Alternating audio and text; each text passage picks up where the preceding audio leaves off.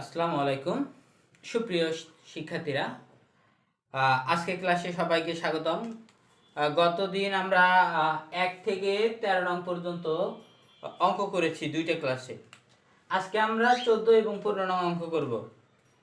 দেখো, আগের যে দুইটা টাইপের আমরা অঙ্ক করেছিলাম ওই টাইপ দুইটা থেকে এই অঙ্কটা, মানে এই টাইপের অঙ্কগুলো একটু ডিফারেন্ট, একটু ভিন্নতর। যদি আমরা খেয়াল করি, দেখো এই যে 14 নং দেওয়া আছে a cube b square plus 2a square b cube, এইটা দেওয়া আছে। আর দেওয়া আছে কি, আর দেওয়া আছে a প্লাস 2b। আচ্ছা, এবার আমরা আগে যে নিয়মে ভাগ অঙ্ক করেছিলাম ছোটবেলায়, ঠিক সেই নিয়মে লিখে নেই। এটা হচ্ছে ভাজক, এটা হচ্ছে ভাজ্য। তার মানে আমরা লিখতে পারি ভাজ্য ভাগ ভাজক, এইটা হচ্ছে ভাজক।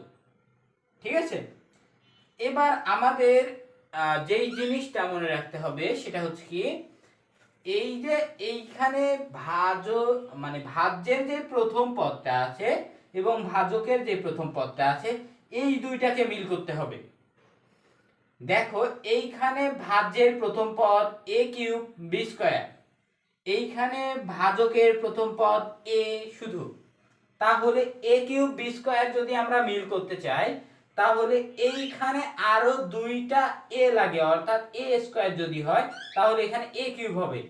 এইখানে b স্কয়ার আছে কিন্তু এখানে b স্কয়ার নাই, তার মানে এখানে আরো একটা b স্কয়ার লাগে। যদি আমরা এইভাবে চিন্তা করি, এই যে ভাজকের প্রথম পদ, এইটা হচ্ছে ভাজকের প্রথম পদ ভাগ ভাজ্য, এইটা কেটে দিলে এখানে থাকে a স্কয়ার, তাহলে অবশিষ্ট থাকতেছে কত, a স্কয়ার b স্কয়ার। এই a স্কয়ার b স্কয়ার কে এখানে বসাই দিলাম, a স্কয়ার b স্কয়ার কে যদি আমরা এখানে বসাই, এর পরবর্তী স্টেপে যেই কাজটা করতে হবে খুব গুরুত্বপূর্ণ, সবাই দেখো খেয়াল করো। এর পরবর্তী স্টেপটাই যেই কাজটা করব, যেই জিনিসটা আমরা এখানে বসিয়েছি মানে অতিরিক্ত, এই যে এইখানে কম আছে দুইটা a স্কয়ার, এই যে a স্কয়ার, আর b স্কয়ার, এই যে b স্কয়ার।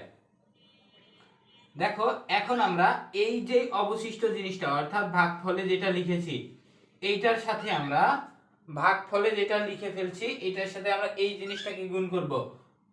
এই যে ভাগফলে লিখেছি এইটার সাথে আমরা গুণ করব ভাজককে, এইটার সাথে আমরা এই জিনিসটাকে গুণ করে নিলাম। তারপর দেখি কত হয়, a কিউব b স্কয়ার, আর থাকে, যদি আমি একটু ভেঙে তোমাদের প্রথমটা দেখিয়ে দিই, এইখানে থাকে a স্কয়ার b স্কয়ার গুণন a plus a square b square গুণন 2b, এইখানে a কিউব b স্কয়ার, আর এইখানে থাকে 2a স্কয়ার b কিউব। এই গুণফলটা এবার আমরা যেই ভাজ্যটা আছে তার নিচে বসিয়ে দিব, a কিউব b স্কয়ার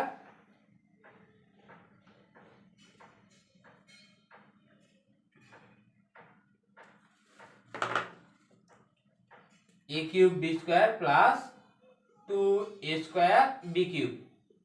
দেখো, আমরা ভাগের ক্ষেত্রে অবশ্যই বিয়োগ করতে হয়, জানি এটা। ভাগের ক্ষেত্রে বিয়োগ করতে হয়, জানি এটা। বীজগণিতীয় রাশির যোগ বিয়োগ করা যায় যখন তাদের চিহ্ন, অর্থাৎ বীজগণিতীয় রাশির বিয়োগ করতে গেলে তাদের চিহ্নের পরিবর্তন করতে হয়। যেহেতু আমরা এখানে বিয়োগ করব, সেহেতু এখানে আমাদের কি করতে হবে, চিহ্নের পরিবর্তন করতে হবে। এইখানে প্লাস আছে, এর সামনে প্লাস আছে, তাহলে এর সামনে আমরা চিহ্নের পরিবর্তন করে মাইনাস লিখতে পারি। এর সামনেও প্লাস আছে, এখানেও মাইনাস লিখতে পারি। এবং আমরা জানি একটা প্লাস একটা মাইনাস যদি হয় তাহলে সেখানে বিয়োগ করা যায়। তাহলে এইটাতে প্লাস এটাতে মাইনাস, এবং দেখো a কিউব b স্কয়ার, এখানে a কিউব b স্কয়ার, এই দুইটা মিলে গেছে, এই দুইটা মিলে গেছে, এর সামনে প্লাস এর সামনে মাইনাস, তার মানে এই দুইটা কেটে দেওয়া যায়। আবার 2a স্কয়ার b কিউব, আর এইখানে আছে 2a স্কয়ার b কিউব, দুইটাই মিলে গেছে, এর সামনে প্লাস এর সামনে মাইনাস, তার মানে দুইটা বিপরীত চিহ্ন হলে আমরা কেটে দিতে পারি। আর আমাদের ভাগফল হচ্ছে a স্কয়ার b স্কয়ার। এখানে ভাগফল a স্কয়ার b স্কয়ার। আশা করি অঙ্কটা সবাই বুঝতে পারছো। তাহলে আমরা এবার 15 নং অঙ্কটা করে ফেলি। দেখি 15 নং অঙ্কে কি বলছে।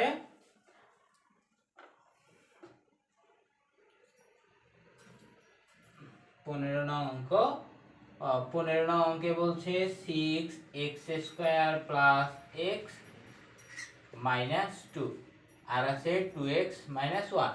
ঠিক আগের মতো করে আমরা লিখে নিই 2x মাইনাস 1 আর 6x square plus x minus 2।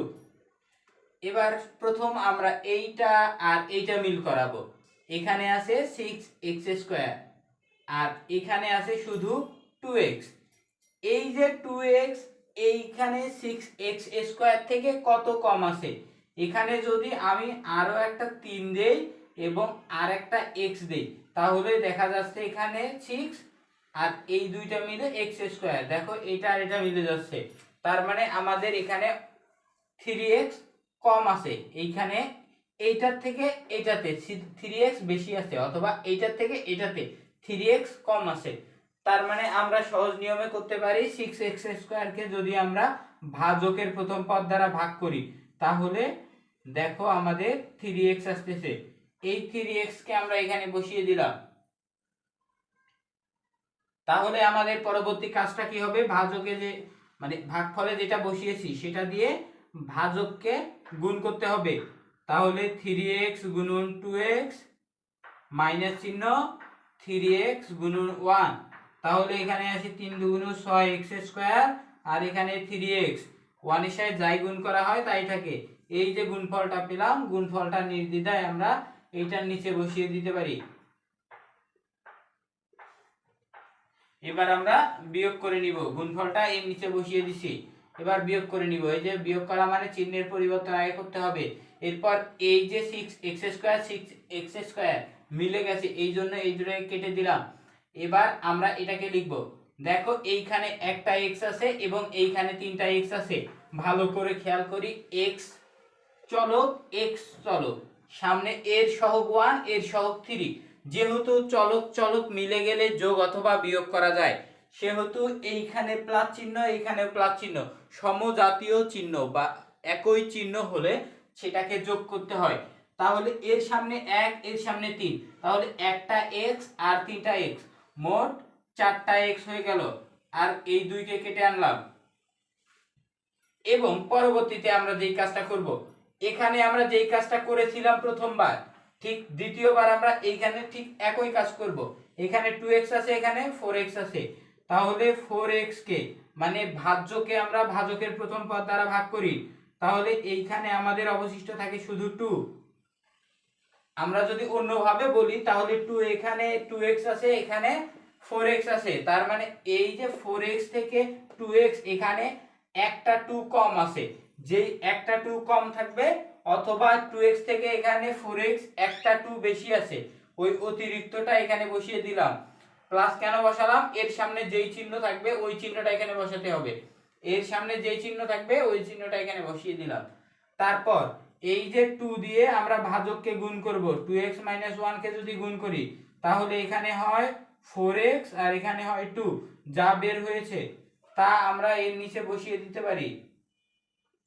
এবার চিহ্নের পরিবর্তন করি। বিয়োগের বেলায় চিহ্নের পরিবর্তন করতে হয়। এইটা এটা মিলে গেছে জন্য কাটা, এটা এটা মিলে গেছে জন্য কাটা, তাহলে ভাগশেষ 0।